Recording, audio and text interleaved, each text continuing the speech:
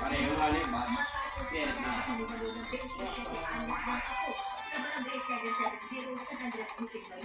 Lunes ng gabi. Kwento ng anak ng biktima at nanay ng suspect na si alias Julie. Nagtatalo sila ng kanyang asawa at mga anak dahil sa pera bago mangyari ang insidente. Nakikita ng tatay ko, kaya umiiyak ako.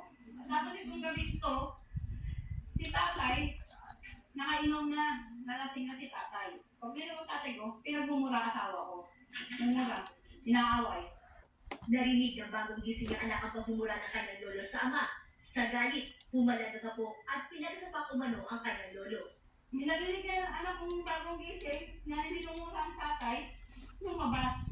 Sabi, sinuntok.